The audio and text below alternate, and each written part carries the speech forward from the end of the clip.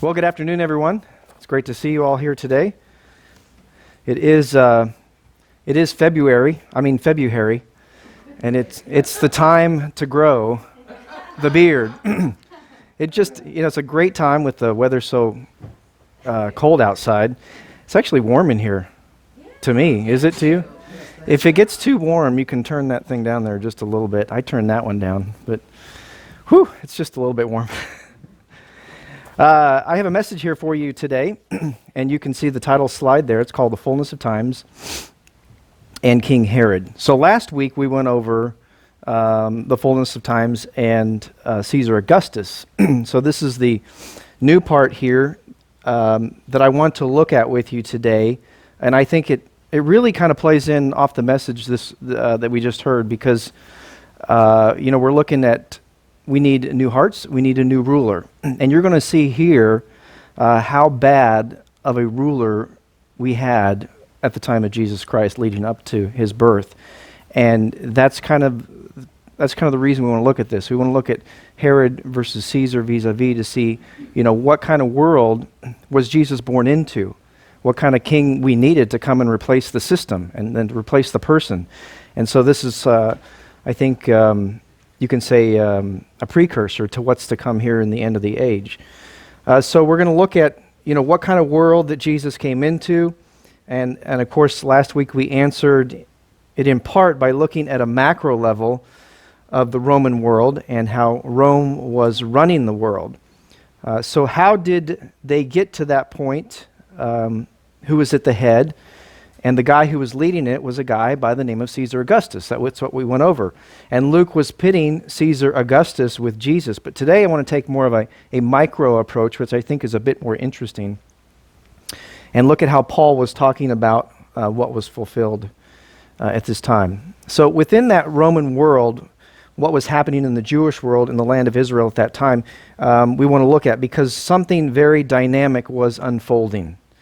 And just like last time, we started off with one verse in Luke's narrative, and we came back to that in the sermon. We're going to do the same thing here this afternoon in this other infancy narrative, namely the one that's recorded in Matthew. Right slide? I'm sorry. Let me read Matthew. We'll come to that in a second. Matthew chapter 2, verse 1, it says, "After Jesus was born in Bethlehem in Judea during the time of King Herod." Okay, so this is just as explosive, right, as saying Caesar Augustus. Now we're saying King Herod, somebody different. But notice immediately that it reads King Herod. Now how do you have a king when you have Caesar Augustus ruling the entire world? And we have King Herod here.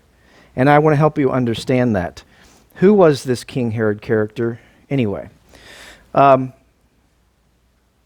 Make sure my slides they might be off a little bit here. Anyway, let's read this. But in Galatians chapter 4 and verse 4, I think I got these out of order. "But when the fullness of time was come, God sent forth his Son, made of a woman, made under the law." This is where we were talking about the fullness of time. We read Matthew chapter 2, verse 1 here, after Jesus was born in Bethlehem in Judea during the time of King Herod. So now let's go to figure out how he came to be where he was in this time in history, King Herod. So we're going to go through a short timeline here. So on this timeline, this is BC. This is before the Common Era, before Christ. In 130 BC, we have Edomite Antipas, who converts to Judaism, and he becomes the governor of Idumea. Now, Herod's grandfather was this Edomite Antipas. Now, some people will call him Antipas I. It got a little bit confusing when I was doing some research, so I just called him Edomite Antipas. That's really what he is. And he's forced under the penalty of death to convert to Judaism by John Hyrcanus. He was a high priest and the king of the Judean region, I guess, at that time in history. Now, this is the only time in history. This is actually a point that people really like to come after against Jews, because they say, well, Jews were forced converting people. This is the only time in history that this happened. And most of the Jews did not like that. In fact, I think some of the sages of the day had said that the rise of King Herod was as a retribution or a punishment for this John Hyrcanus trying to force convert all of these people to Judaism. Once Edomite Antipas converts, he's made governor of a region called Idumea, which is the Hellenized version of Edomite. This is Idumea. You can see there Judea in the middle, and south of that is the region of Idumea, and he becomes governor of this region here. And he has a son who is called Antipater I, the Idumean, who becomes the Herod the Great's father, and who then succeeds him as governor. And then in 73 BC, we have Herod the Great, who we will be discussing. He's born to Antipater I and to Kipra, who was from Nabatean nobility. Now, the Nabateans were, most people think they were probably Arabs who ruled in the region of Petra in what is today Jordan. And then in 63 BC, we discussed this last time, Pompey conquers Israel for Rome, and so now Rome takes over the land of Israel, and Pompey was the Roman general who did that. Antipater I supports what the Romans are doing, much to the chagrin of the other Jewish leaders in the land who don't want anything to do with Rome for the most part. But he supports Rome, and he begins this relationship that he develops for his family to benefit from it into the future. This is that swamp, even back then, that was developed. In 47 BC, Julius Caesar appoints Antipater I as governor of Judea, so we start to see this relationship beginning to pay off, because now he is moving north from Idumea, and he takes the most influential region, which has Jerusalem. So he's taken Judea, the Judean territory, which has Jerusalem in it. And now he is really the power that is in the country, in the territory. Although there's technically one person who's over everything, he is the power in the country under the watchful eye of Rome. Then after Antipater I is elevated to the governor of Judea, he wants to get his boys involved in leadership. And so he has a son by the name of Herod. And to history, this will be known, one of his sons will be known as Herod the Great. And then at 25 years old, Herod is made governor of Galilee. A very young age. He's given this territory. He's already developed this relationship actually with Rome, which we're not going to go through. But he's made governor of Galilee. And this is really how Herod kind of gets his start in the whole thing. And then in 41 BC, Mark Antony, who he had a really good relationship with, elevates the status of Herod in the Galilee. And then the big event happens in 40 BC. An empire known as the Parthians invade Jerusalem, and Herod will flee to Rome. Now, I mentioned to you that Rome had conquered everything in this whole sort of yellow-green area last time, but they were still expanding when Jesus was born. They were still growing that empire. But their arch nemesis was in this region known as Parthia. And you can see it right over there to the right of the screen. Parthia wanted to take over this whole region as well. And the Parthians said, well, we have to take the most highly trafficked area in the ancient world, and the most highly trafficked area was Israel, we know. And so they invade Israel, and they invade Jerusalem, and they put a Jewish leader on the throne who is sympathetic to the Parthians and will rule Israel on behalf of Parthia. And so a guy by the name of Antigonus is that ruler in Jerusalem, in Judea. And he says, Herod, we're going to need to have a conversation now. And so he comes down to Jerusalem, and Antigonus, with the backing of the Parthian Empire, says, will you submit to my authority? And Herod kind of feigned acceptance. He goes, yeah, I'll go ahead and do that. But in the middle of the night, he flees Jerusalem with his entire entourage. Antigonus and his Parthian crew were told that Herod had now fled, and so they go to pursue him in the middle of the night. And about 8 miles south of Jerusalem, while Herod is on the run, his mother's chariot flips, and she falls out of it. That's Kippra. And Herod thinks that she died. And so he's very distraught. So he nearly commits suicide because he's so upset about this. But his people tell him, no, she's okay. She's just unconscious. And so by the time that this whole melee happened, Antigonus and the Parthians catch up to him, and they end up fighting a battle. And Herod escapes by the hair of his chinny chin chin, for the most part. And all of his supporters battle off the Parthians, and they get his family to safety.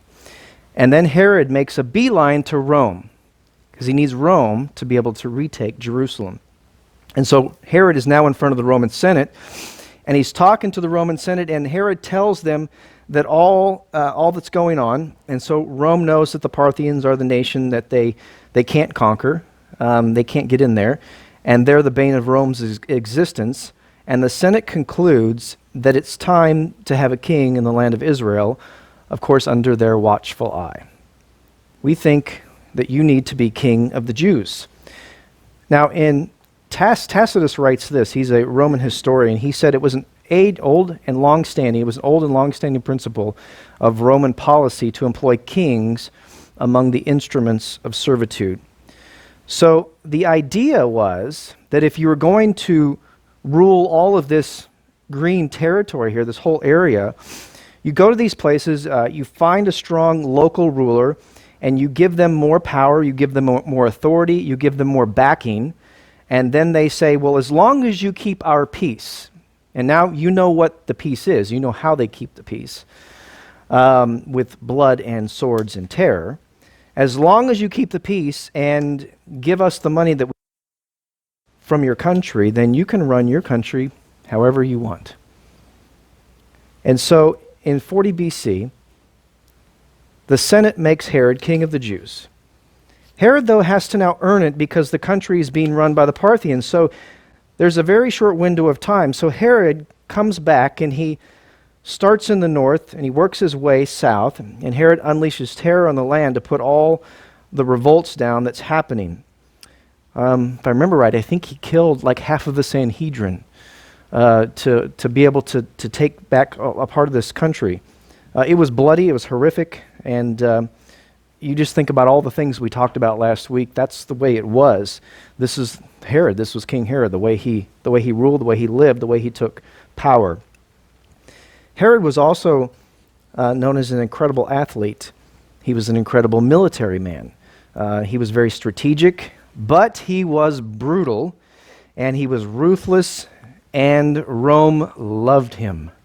Absolutely loved him. It took him 3 years to clean up the country, and in 37 BC he goes in, and it's a bloodbath when he finally gets to Jerusalem, and he puts down all the Parthians, and he gets the Parthians out of the country.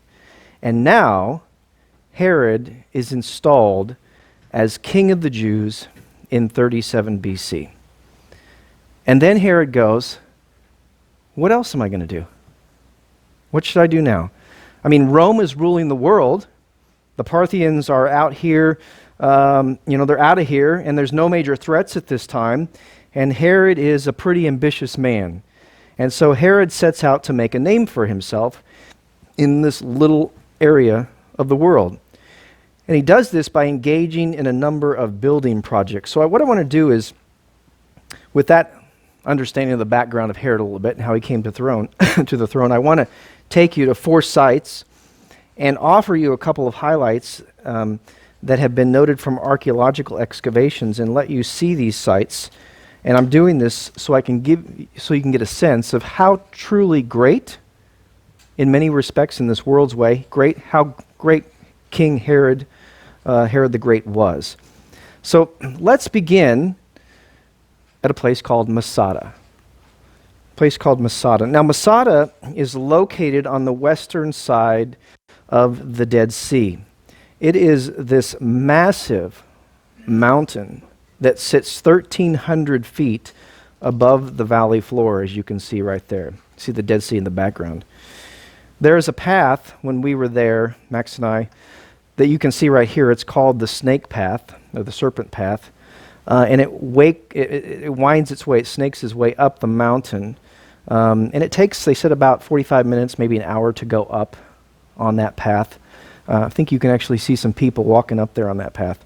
The day that we went, it was so hot, I think it was like 110 degrees, they would not let us go. They had shut the path down. We were willing to walk it, but we had to take the gondola up. I was listening to a Jewish historian recently. He said that one of the rites of passage for young Jewish men is to take a candle and to walk up that path very, very early in the morning and get to the top and watch the sunrise as it comes up over that land, because you're sitting up so high. It's just a remarkable thing to see. Masada is located, well, actually, I said that. So we talked about the snake path. Now, I want to ask you, why did Herod choose this site? This is an interesting site of choice for him to build on. Primarily, he knew that the people in the land of Israel hated him and like him very much for the things that he did. He taxed them really heavily. So he built all these fortresses in different places to protect himself in case there was a revolt among the people. And he has many of these places. And first and foremost was Masada. He loved Masada. Masada was also, interestingly, in Idumea, so it might have brought back some of his family historical significance as well by building here. But there's something else in the Hebrew Scriptures that wasn't lost on Herod the Great, and I want you to notice that scripture from 1 Samuel chapter 22 and verse 4 here. It says, "So David left them," that is his parents, "with the king of Moab, and they stayed with him as long as David was in the stronghold." Now in Hebrew, stronghold is the word Masudah, which gets translated to English as Masada. So there is this understanding that when David was on the run from Saul, that he might have hid out at this place, Masada. And scholars believe that Herod's mentality was, well, if the greatest king of Israel, chose this place to hide out when he was on the run, then I'm going to live there in luxury. That's just the way King Herod was. So Herod built this place into a palace. He put palaces here. And he held nothing back when he built here. This is a picture looking from the west to the east side. You can see this tiered aspect right there on the front. Herod built this 3-tiered palace on the northern edge of Masada. And you can see his own residence. I think it was that center one. The banquet hall was down below, if I remember right. And they had a guest house in it as well. Maybe that was the middle tier. I've kind of forgotten now. But you can see at Masada a lot of things that Herod introduced into the land. This was actually quite a fun little trip to get down from the top there. You can, sort of in the center, you can see steps. They're quite steep steps as it goes down there, and it traverses along. I wish I had a pointer here, but I don't. There's a way to do that, but I'm not sure how to do that. You can see the trails kind of traversing along the middle section there to that middle tier, and then there's steps that go down to the bottom. And that, of course, I think was his banquet hall right there. You can see some of the columns right there. That's not for the weary to get down there. So that was a fun little trip right there. But one of the things that Herod made were frescoes. These were pictures that we took when we were there. It's said that Herod actually introduced these into the land, frescoes there. He also made mosaics. This is one of the mosaics that you can find there as well, very well preserved. Herod had also storerooms in all of his palaces. This was one of the storerooms that we saw from one of the excavations that they had found records. When they excavated this, they found records of all the things that he had imported into Masada. And they found that he brought in the best stuff from all around the world. And they found it in the storerooms here at Masada. They found fish sauce from Spain. Out in the desert. It's just remarkable. The most expansive wines from around the Aegean Sea, the finest wines from Italy, found that Herod had imported here to Masada. I mean, Masada was basically in the middle of nowhere. And on the end, you have this big structure. It's quite large. I think you can probably all sort of guess what that might be, but it's 30 feet wide, 60 feet long, and about 8 feet deep. And it is a freshwater swimming pool on top of a 1,300-foot tall mountain. And this is a place that gets about 2 inches, maybe, of rain per year. And it usually does in one day. This is a desert, a true desert. How do you get water for this massive swimming pool when there's no fresh water for miles? At least, I think the closest is possibly in Getty, which I've kind of forgotten. It's got to be at least 3, 4, 5 miles away. Well, Herod built cisterns. You can see to the left there, that sort of dark place. That's a huge hole and one of several cisterns that he had dug out that would collect water.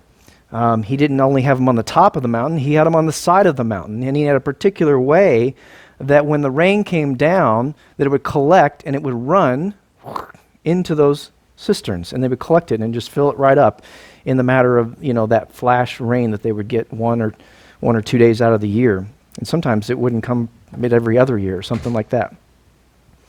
So Herod thought, well, I know God didn't build the wilderness to bring water to Masada, and since he didn't do it, Herod said, I will. And so he rearranged the wilderness to collect these flash floods, which I said were very rare. In fact, some people say they happen maybe every 5 years. Herod did it. And he brought water in from flash floods as he rebuilt the wilderness around Masada, and so that it would have enough water. Herod had this mentality that everything that he did was on this massive scale. The next place I want to show you is a place called Caesarea. Now, do you see any place in there where it has the name Caesar? It's right there. It's just the whole name practically. Herod knew how to grease the wheels. He was a true politician. He was a major suck-up, and it served him very well.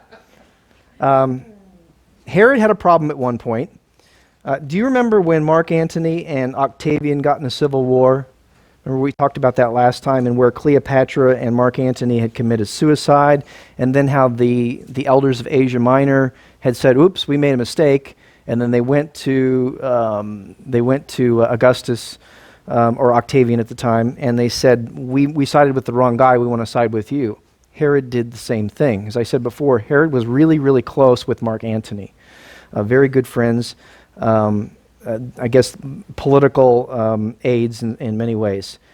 Well, as Herod did the same thing, he found himself in the same situation. So Herod went to Caesar Augustus, to Octavian, and he said, Octavian, he said, do not judge me on whose friend I was, but on what kind of friend I was to that man. Well, that's pretty shrewd. He says, my allegiance to Mark Antony is now to you. And so Octavian thought that was fantastic. What a great answer that he gave to him. And so Octavian liked it so much, he let him keep his life, and he let him keep his job as well. And so Herod, as he was building all of these things, began naming things after Caesar. After all, you got to give Caesar his due. And it was because of Caesar that Herod was on his throne as king of the Jews. So Caesarea was one of these places that he named after him. But Herod built structures all over the place to Caesar. But Herod wanted a port city that wasn't... actually, there wasn't any great port cities along the coast. There wasn't anything. So he had to build one. And he built this place called Caesarea. Here's a bird's eye view. Let me go back. Here's a bird's eye view of the harbor that he built in Caesarea. These are ruins, actually. I mean, you can see sort of in the water there how he built that place. So let me give you a couple highlights starting at the south end. Herod built a theater. And this is in the theater. And it seated, I think, about 4,000 people. It was the very first theater in the land of Israel. Herod liked the Roman architecture. He liked the Roman system, the way of life, and he imported a lot of that into the country. The Jews didn't like it so much. They tried to resist a lot of that stuff, but we'll find out later why they they began to like Herod for one of the things he did do. So here he built this theater, and actually this theater still stands today in working order. They've done some refurbishment to it. You can see they've numbered the seats, and they actually have concerts there. I don't know if they've had any this year, but they opens up as where's Max looking down. It's the stage, but as it looks out to Herod's palace. And so if you're standing in Herod's palace, you just look out and you see the whole venue of that whole amphitheater right there. To the right, you look to the left, you see the hippodrome. You turn to the back, you see the sea. I mean, he just built his palace in a wonderful spot to be able to see all of these things. So Herod built this palace here. You can see the picture there. It actually extends all the way from that water all the way down back to, you can see some of the ruins there on the land. So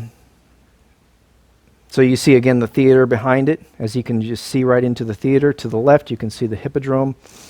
He just had a great view of everything. This massive sea structure he built right here, and I'll show you that he can see right out onto the Mediterranean Sea as well. Very temperate climate. And so as we're looking here over the wall, so we're looking back over to the sea, over the wall, you can kind of see a freshwater swimming pool. It's a 115-foot freshwater swimming pool that he built right in the sea because Herod did not like salt water. Actually, I don't think he liked swimming, frankly, the way I understand it. I think he liked looking at this stuff. But you can see behind Max, there's sort of the cutout of the freshwater area. And if you can imagine, I think this was like this had like trees and gardens all around it. There's a banquet hall probably where we were standing. It was a massive area that was completely surrounded by a 2-level colonnaded building. Just a beautiful big structure. Now I mentioned the hippodrome. There, I want to show you this one more time. This is a really good view of where that pool would be, where the colonnades would be, surrounding that whole area. In fact, you can see some mosaics there as well. In fact, I think out there you can see mosaics in the water itself. They're still there.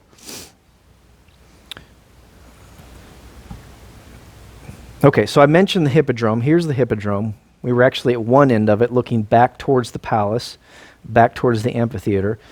A massive area where they would have chariot races, and they would have athletic contests. This was the first time an athletic event had been implemented into the country when Herod brought this into the area. Herod inaugurated Caesarea in 10 BC. 2 years before that, he had attended the 192nd Olympiad. And when he showed up for the Olympics, someone said to Herod that the Olympics were struggling that year because they didn't have enough money. And Herod said, well, no problem. He said, I will fund you. And so he created an endowment for the Olympic Games, and Herod funded the Olympic Games in perpetuity. That's just the kind of person that he was. He was go big or go home. And then he said, we need to have some of these games in the land. And that's part of the reason he built this. And so 2 years later, they had all these athletic events similar to the Olympics, but he found that nobody really wanted to travel to Israel to compete in sports. And so Herod came up with a new idea, which said, for all those who wish to come, I will offer prizes. Not only to first, but he said, I will offer prizes to second and to third. And according to historians, this is the first time we had the first, second, and third place awards given to the finishers of an event. And this is how Herod thought. He was this brilliant genius in many ways. He brought water into the city so that every single home and building had access to running water. He brought this water through, I think, from about 6.5 miles away. And it was an incredible engineering feat. And in order to keep this above sea level, he started up high, and then I think he had it drop like an increment of like 1 inch every 1/10 of a mile, perfectly. So that water would just slowly flow over the course of the 6.5 mile aqueduct. You can see down the center there where that water would flow down that aqueduct. The crown treasure of Caesarea was the harbor. Here's what's left of the harbor today. You can go scuba diving there if you want to. They have reefs under there that you can see lots of fish. But these spots here are actually the full extent of the harbor that you're looking at right here. The problem with the harbor is not that it is not a natural harbor. God didn't put a harbor at Caesarea, so Herod said, I guess I'll put one there. And so it was man-made. Now, how do you build a man-made harbor in, 10 BC? I can't remember what the date was, but before Christ. How do you build that? Such a structure that still exists in many ways today. The answer is you pour cement in the ocean, don't you know? He used this thing called pozzolana, and it's a hydraulic cement that when it hits water, it hardens. You can look up some details on it if you'd like to read about that. It's a real interesting thing. So Herod built this 40-acre harbor, and I think what they did was they filled boats up with this cement, a mixture, and then they sunk it. They take it out and they sink it, and when it sunk, then it into the water, it became this instant concrete. So that's how they did it. A bunch of boats they brought out there. So at 40 acres, the southern breakwater goes down 30 feet into the sea. It's 2,000 feet long. It's 135 feet wide. And it was the world's largest man-made harbor. The biggest the world had ever seen at the time. Josephus tells us that it held more than 300 ships. And oh, by the way, he named it Sebastopol, which in the Greek version is the Greek version of the Latin Augustus. So he named it after Caesar again. So he named the whole city after Caesar. He named the whole harbor after Caesar. Oh, and by the way, there was a temple devoted to Caesar and to Roma as well in that city. It was oriented towards Rome because they wanted it to function like Rome because he loved the Roman life and the Roman world so much. This is what Herod built at Caesarea. And the Jews got very upset with him. They didn't like it. Because not only did he brought in false gods into the land, which obviously they did not like, but he funded it through taxes. So they taxed him very heavily for building all of these projects. One reason they did like him was the temple. This is probably the number one thing that we think about Herod with, was him building the temple. Just as a side here, I found out recently they didn't call it Herod's temple. They didn't like to think that it was Herod's temple. They didn't want to associate the two words together. They called it Herod's building. But Herod had a messianic complex. He believed that he was installed at the will of God to bring peace, prosperity to the Jewish people. And if you're going to rule the Jews, you have to do something with the temple. That's just the way he understood it. And so here we are on the Mount of Olives, looking back across the valley at the Temple Mount. You can see the Temple Mount, the southern walls there. You can see the eastern walls, and you can see the Dome of the Rock, more or less in the center, not perfectly, but as you can see it sitting there. That's the whole Temple Mount. This is what it looks like pretty much today. Here's a model from the first century world of what Jerusalem and the temple would have looked like. This is a relief model that's now housed at the Israeli Museum. They moved it a few years ago from where it was located before. It's quite an exquisite project they put together here. So Herod wanted to rebuild the temple, and he designed a bigger temple. Obviously, he wanted everything big, and he wanted to add some other areas around the temple as well. But Mount Moriah or Mount Zion was not large enough to do what he wanted, so he expanded the Temple Mount. He made it much larger. He filled in this massive section, and he leveled it up, and he built these big walls around this Temple Mount. And he said, well, God didn't build a big enough mountain, so I will. And that's the way Herod thought again. So he expanded these walls, he filled it in, he flattened it, and he had this big area on the Temple Mount now that wasn't there before. It's about 36 acres. So you can fit, 27 to 30 football fields on this Temple Mount area. It's very, very large. But you have the temple that was there, that was built by Zerubbabel. So he expanded the Temple Mount. Now you have this older temple, and he said, I want to build a new temple. But the temple sacrifices and the daily work had to continue. So how are we going to do this? And the story goes that he built the new one over top of the old one. And when the new one was done, he just took all the old one out underneath when it was all completed. Herod just thought that kind of way. He thought, nothing was impossible. Nothing was impossible for him to do. He could do anything that he wanted, he felt. And he was brilliant in many ways in his ability to design architecture and bring it to fruition. He's probably known as the world's greatest architect and possibly the world's greatest builder. Now, in order to build a structure this massive, you need stones. You need lots of stones. So here's some of the stones that Herod excavated and chiseled out, I guess, had his people do. You know them by the design. You see sort of the inset there. So you have this sort of a square stone, and you have the inset. That's a Herodian style. So if you see it in other buildings in Jerusalem or the area around there, you know that Herod did that. That's his style. Up above, you can see different places, different types of stones. That gives you an indication. This is when the Crusaders were there, and the Ottoman Empire was there. But this is Herod's signature architectural style. So Herod had all these stones that were cut, and they had a rule that you couldn't cut the stones on the premise, so they had to be cut somewhere else. So what Herod did was he had every single stone cut for a specific place, right?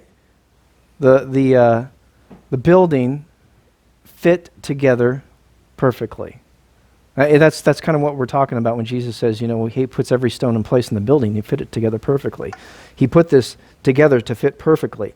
He didn't use any caulking of any kind, no filling to be able to put these stones together. He simply set them on top of one another because he cut them so perfectly. And even to this day, you really can't shove anything in there. You see these pieces of paper, but they don't really go in more than an inch or so. You just can't get anything in there. They fit together so well. Now, Herod used some pretty big stones in this project. And the biggest stone, and when we were down there taking a picture, we just couldn't get a good picture of it because it's kind of dark. So I had to pull one of these from Bible Walks. But this is one of the large foundation stones. This in particular is the largest one they know of. And it's 44 feet long. It goes way down here. This room is, I think it's about 40 feet, I believe. So that would be as long as this room. It was 10 feet tall. I believe that's probably close to 12. And it was 12 to 16 feet deep. I think this is 20. That stone was very nearly as large as this room right here, which is pretty astounding. Its estimated weight, because they know it was dolomitic limestone, is about 570 tons. Now, to give you a comparison on how large this is, the largest stone of the Great Pyramid is 80 tons. This was 570 tons. The heaviest stone at Stonehenge is 45 tons. This one, 570 tons for one stone that he used to build the Temple Mount. You go big, or you go home. That's the way Herod was. The final site I want to show you today is a place called the Herodium. And I just realized I forgot to bring something. But do you see Herod's name anywhere in this? It's called the Herodium or the Herodian. You'll see both terms there.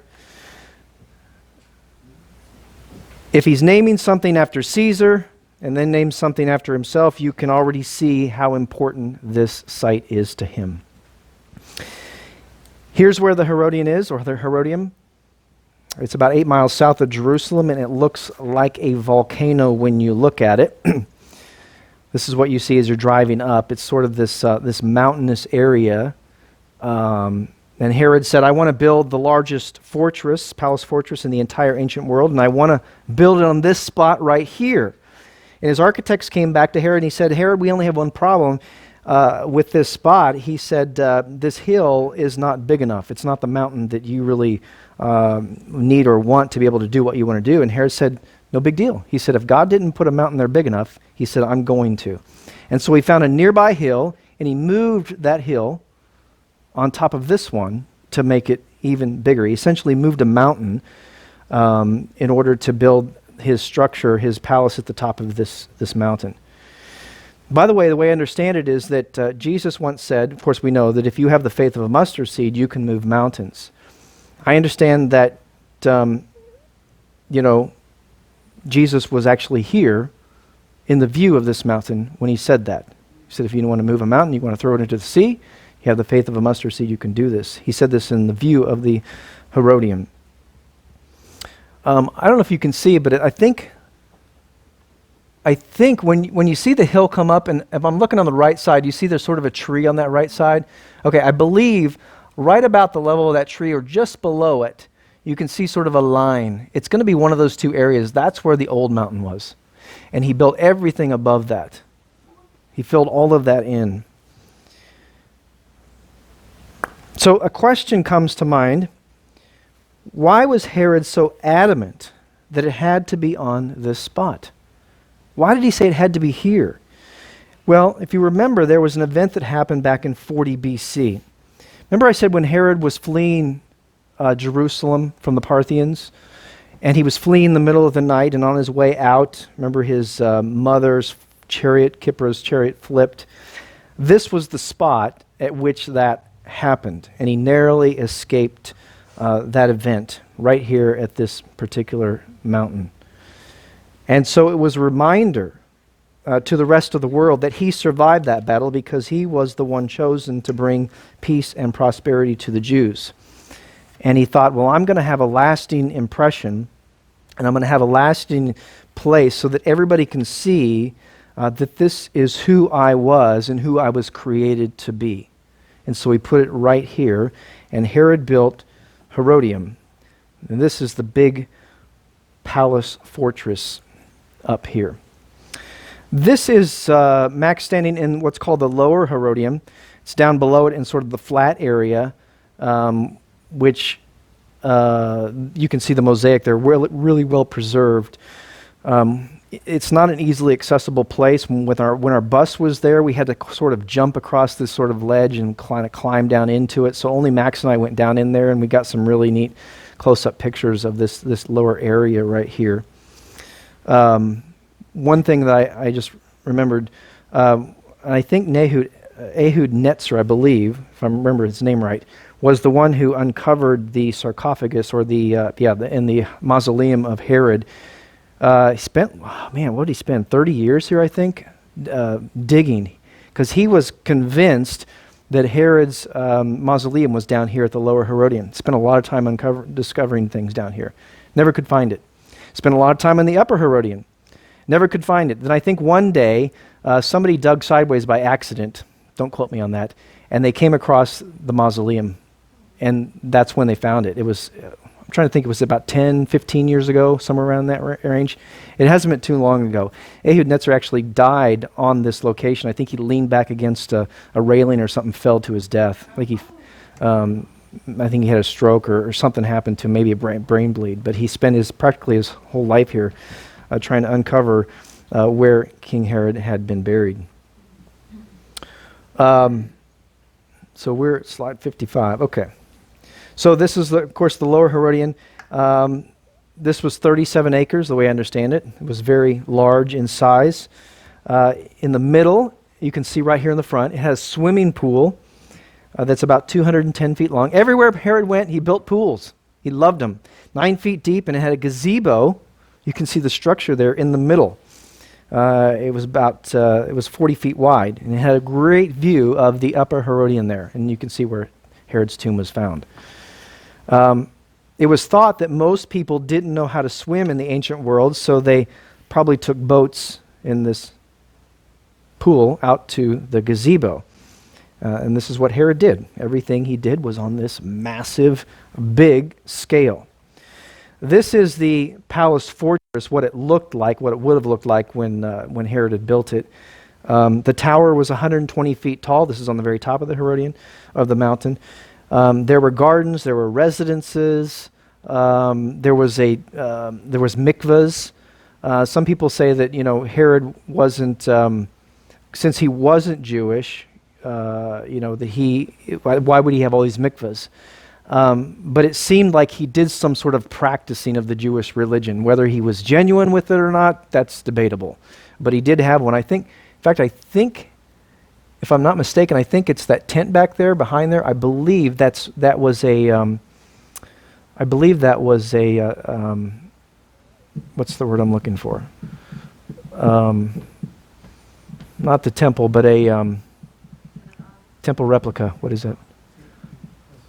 A synagogue. Thank you. A synagogue. I believe this was a synagogue back here that would have been built similar to some of the others that they found around at that time. And I think there was a mikvah around there somewhere. Max found some, they had stuff all over the place. You could pick up anything you wanted in there. Max found some old pieces of mosaics that he picked up here. I think some bones, I believe, from goats. A lot of pottery shards. They're all over the place, and you can pick them up and you can take them home. I think Jerusalem or Israel is the only place you can actually take relics out of the country legally. This is what it looks like today. There's the tower in the background. You can see it all, sort of beat down and torn down there. In 2006, they found Herod's mausoleum. That's just a rebuilding of it on the side of the hill. And what I forgot to bring was when I was walking out, we were leaving and starting to go down. They have a pathway and they have ropes on each side. And they said, don't get on each side of the rope, but if you see something on the side, you can pick it up. So I found a couple pottery shards I could reach over, and there was one object that one of the kids had said, what's that right there? Because it had some red coloring to it. And I reached as far as I possibly could to reach that and grab that thing. And I took it to Dr. Price, who was the guy who we went on travel with in Israel. And he's a famous historian, Old Testament teacher. He's been here 100 and some odd times. He was incredulous, let's just say this, by what I had picked up. He said, I believe, based on where I found it, he said, this looks like it might be a piece of his mausoleum. And so I have this sitting at home. I forgot to bring it today. Maybe part of the edge or something, the way it's situated.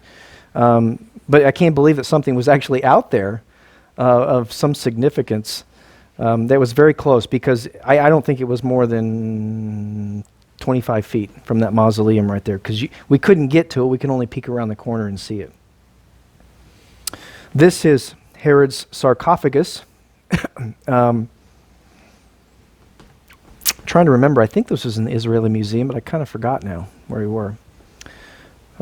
Anyway, that's what he was buried in. Ehud Netzer, as I said, spent 30 years searching for his tomb, and he said that Herod spent about 90% of his time at the Herodian. The Herodian was his baby. This was where Herod loved to be. And this was the guy who was on the throne when Jesus was born. It's been said that Herod was like a genie in a bottle. He's got this unlimited power in this very, very small space that he has to operate. And this is how Herod ran his kingdom. And as I said, Herod is known as the greatest builder that not only the Mediterranean world had ever seen, but probably the world has ever seen. But Herod was ruthless, however, and he was brutal, and he ruled the country with an iron fist. He ruled all the country using all the Roman techniques in order to bring fear and terror to the people. And he bled the country through taxes, and people hated him for it. Herod was very paranoid, I think, especially as he got a little bit older. He was paranoid with all this power that everyone was out to get him. Herod had 10 wives. He had 15 children. 10 of them were boys. It's possible he may have had more girls, but they didn't record them at the time, so they're not quite positive. His favorite of his wives was a girl named Miriam, or Mariamne, but let's call her Miriam because that's what it was. Miriam was a Hasmonean princess. She was the apple of his eye. That was the one he really wanted. I think he had married Doris before that. He sent her away. He brought Miriam in. And he was enamored by her. She didn't particularly like him that much. Didn't really, in fact, I think she hated him. But he was convinced that if he married her, and by the way, he had to wait until she was of age to be married. I think it was 16. He was convinced that he would marry her, this true Jew, that the Jews would accept him as a Jew as well, instead of as the Edomite that he was, because he was marrying into the Hasmonean line. Actually, her and her brother were the last of the Hasmoneans. That was the last of the dynasty. So as I said, he married her as early as he could. That was age 16. And as I said, she despised him, did not like him. One of the things that he did was to make her brother the high priest. Kind of forgetting his name right now. But he was the boy that was the end of the Hasmonean line. And he made him high priest because he took that power earlier on. And I think he did it partially at the coaxing of Miriam and Miriam's mother, Alexandra, I believe. And he thought control over Judea, since most thought, and his name was Aristobulus III, most thought that he was the rightful one to ascend to the throne anyway. So Herod the Great made Aristobulus, Miriam's sister, the high priest at 17 years old. The Jews loved it. They thought it was great because he was the rightful descendant of the Hasmonean dynasty. Herod later came to regret that decision. And one day, while Miriam's brother was in the pool at Jericho, where he had a palace down there, he spent his winters down there typically, Herod had his bodyguards play around with a lot of splashing at this event they had, and they, accidentally drowned the high priest, Aristobulus III, Miriam's brother, which was the last of the dynasty of the Hasmoneans. Everybody knew he killed him. Nobody was going to do anything about it.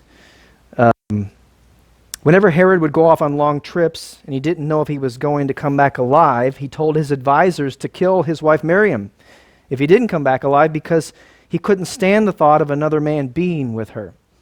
And of course, she got wind of this. She found out about it, and she hated him for it even more than she did before. I think one story said that she wouldn't sleep with him anymore. She wouldn't even be around him.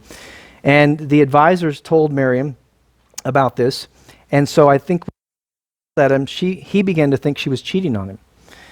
So when he went away again, he had her executed, and then he had her mother executed. I think there was a lot of power plays going on here. I think the mother actually turned against her daughter, but then Herod turned against the mother and had her executed as well. This was the type of person that Herod was. He was so crazy that he would go around the palace calling her name after he had killed her, and then he would send his servants out looking for her, and when they came back without her, he would kill the servants. I was reading that he actually had her body preserved in honey, and he kept it with her the rest of his life because he couldn't bear her not being with him. On one occasion, Herod had his sons that were going to succeed him toward the end of his life executed, because Herod thought that they were plotting against him, which they probably were, but he had to get the approval of Rome to do this. And so he went to Rome, and he got the approval to kill his two sons. And so he had them strangled to death in a place at his palace in Samaria. A third son, who was then going to take over since the other two were dead, got suspicious, and so he killed him as well. Caesar Augustus once said, "I'd rather be Herod's pig than his son," because Herod was so ruthless. I think it goes, "I'd rather be Herod's hus than his huios." Probably the thing that Herod was most known for, just to give you another idea, if I didn't have to give you enough, of how sick and paranoid he was, Herod knew that at his death, nobody was going to mourn for him. They didn't care. And so he rounded up, the story goes, 300 of the most distinguished Jewish nobles, and he locked them up at his hippodrome in Jerusalem. And he told his advisors that when he died, they should slaughter every one of them so that he can guarantee that there would be mourning in the country when he died. Now, thankfully, that didn't happen. They released him. But can you see why this man would not hesitate to kill a bunch of babies in Bethlehem? Another day's work. This is the guy who was king when Jesus was born. We think we got problems now. What was the world like when Jesus came into it? And Matthew says, in the days of King Herod. Does your visual picture change now of what it was like when Jesus was born? Now you understand Herod. So let's just take a few minutes and come back to the birth story in Matthew chapter 2. And Matthew is going to tell us a story different than the story that Luke told us. And I don't have this pulled up, so you're going to have to go to Matthew chapter 2. Because Luke's story was a little bit different, we know. Luke's intention was to help us connect Jesus to Caesar Augustus. But Matthew wants to help us see Jesus in the connection to Herod now. Matthew chapter 2 and verse 1, notice what it says here. After Jesus was born in Bethlehem in Judea during the time of King Herod, Magi from the east came to Jerusalem and asked, "Where is the one who has been born King of the Jews?" Now I hope you notice something that you have not noticed before. Who are they talking to? The King of the Jews. And they come asking, "Where's the King of the Jews?" And he thinks, wait a second. I'm the King of the Jews. What's going on here? Herod's King of the Jews. Who are these guys and what are they talking about? Verse 2 continues, "We saw his star when it rose, and we have come to worship him. And when King Herod, heard this, he was disturbed, and all of Jerusalem with him." Now, notice how Matthew is driving home the narrative of King Herod. King Herod. He wants you to see King Herod. And verse 4, when he had called them together, all the people, chief priests, the teachers of the law, all these people, he asked them where the Messiah was to be born. He knows he's not the Messiah. He's not the one. In verse 5, in Bethlehem in Judea, they replied, "Because this is what the prophet has written. But you, Bethlehem, in the land of Judah, are by no means least among the rulers of Judah, for out of you will come a ruler who will shepherd my people Israel." So all of a sudden, Herod is met with these magi, and it says that Herod was disturbed, and all the people in Jerusalem with him. And this is talking about the wealthy people, the connected people that were with Herod. Something happening to the president now. And he says all the people were disturbed. Really, who are we talking about? We're talking about all the people that are in power. Everybody that means anything. Those were the people that would be disturbed. Now, the question is, why are they disturbed? There's a couple of quick thoughts I want to give you on this. Number one, the wealthy, the influential that were connected to Herod knew that they had made enormous wealth at the expense of the people. History does not change. It doesn't change. Last time we talked about Roman taxation, we talked about how the Roman way of life was paid for at the expense of the people through their massive tax schemes. And when Herod came on the throne to fund all of these building projects, and I just showed you 4, and there's a lot more that I could show you. There was a bunch of projects around the country and around the world. He didn't just fund in Israel. He funded them all around the world. He was funding buildings everywhere, and he taxed so heavily that it said that Herod reduced the country to poverty.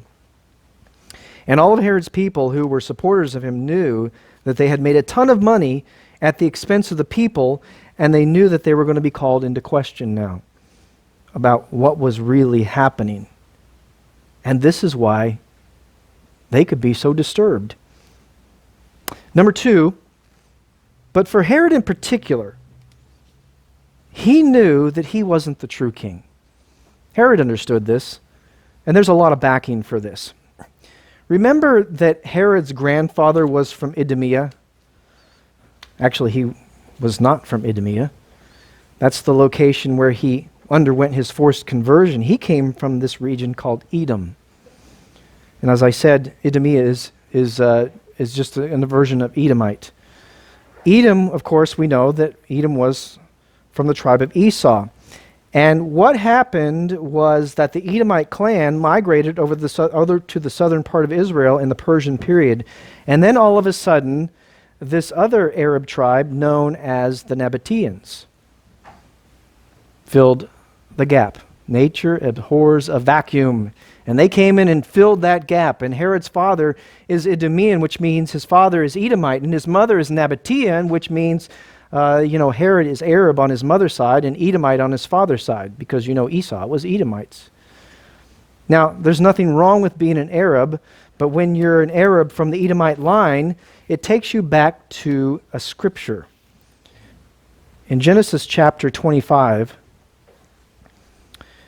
and verse 23, the Lord said to Rebekah, 2 nations are in your womb, and peoples from within you will be separated.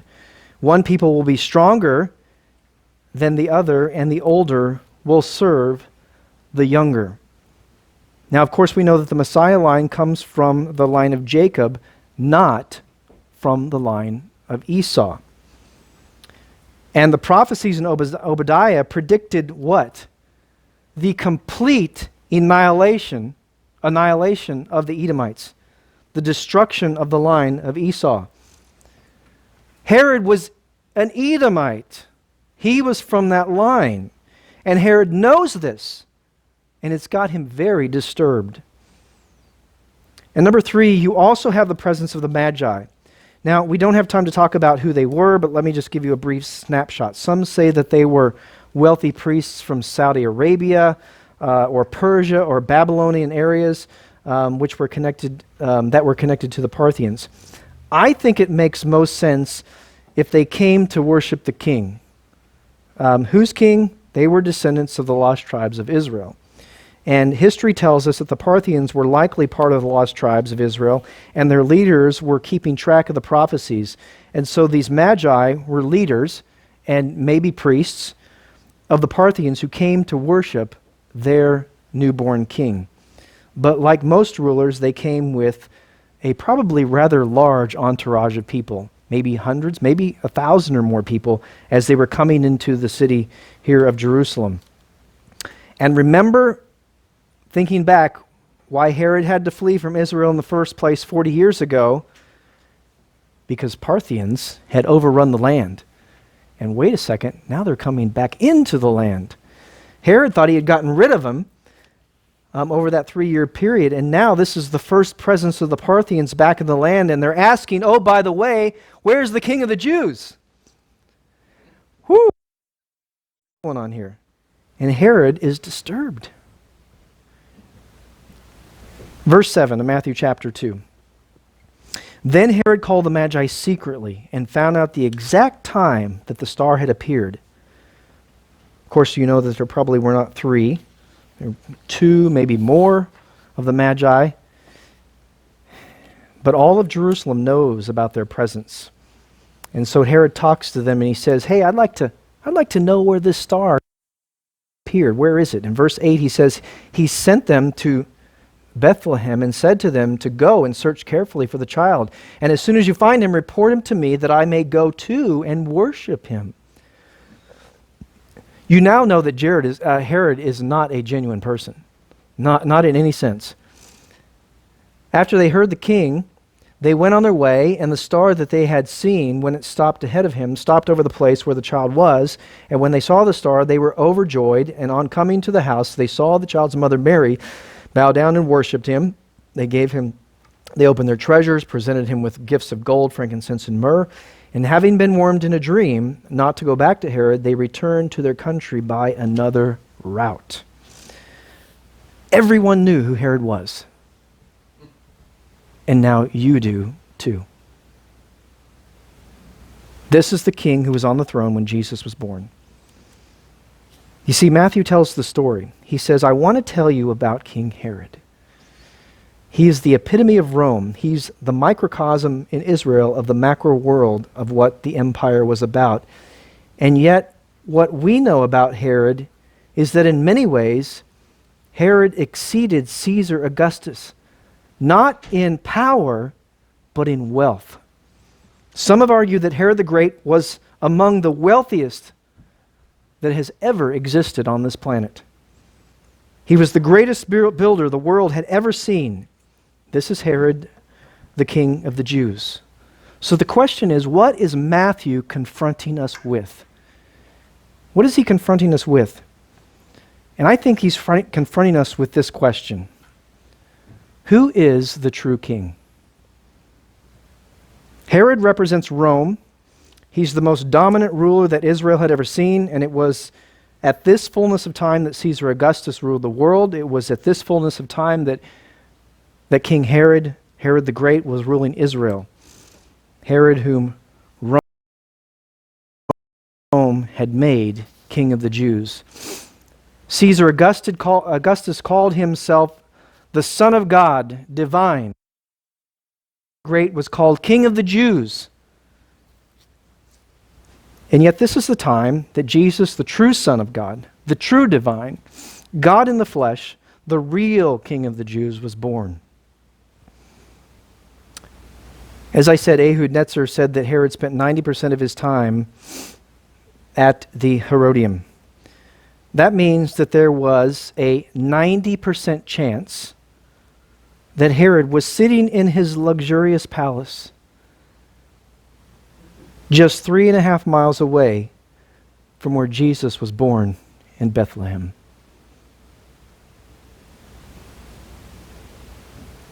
Two completely different worldviews. This is a picture from the top of the Herodium looking over Bethlehem. You can see Jerusalem to the right. You see Bethlehem to the left. Overlooking that valley. I don't think you could see Jerusalem until he raised that mountain up.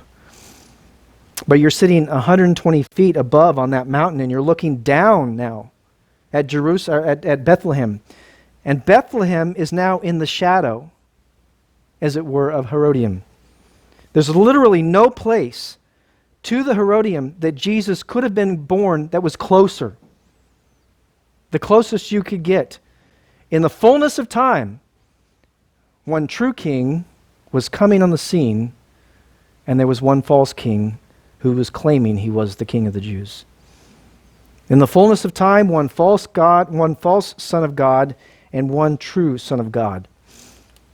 Herod represented the kingdoms of this world, and it was a king himself, and it was a kingdom that was about power. It was about influence and getting what you want at the expense of other people. But Jesus represented a kingdom of heaven, one that is not selfish, one that is about service. And so Matthew poses the question, who is the true king? And he gets really personal, and he says, who is your king? Who is your true king?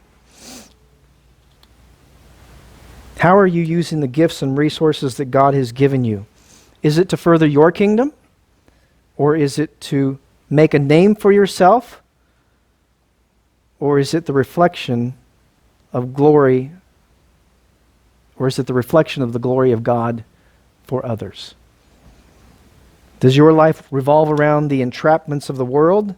Or does it involve or revolve around what should be the center of your and my life in Jesus Christ? In the fullness of time, God brought forth his Son as an alternative gospel to the gospel that was presented at the time. In the land of Israel, they were enduring pain and suffering because of what Herod had done to them, and Jesus said, I have come that you will have life, and that you can live that life to the fullest. Not only now, but in the kingdom that I'm going to bring in the future. And that is the greatest kingdom that we all get to be a part of. Godspeed that day.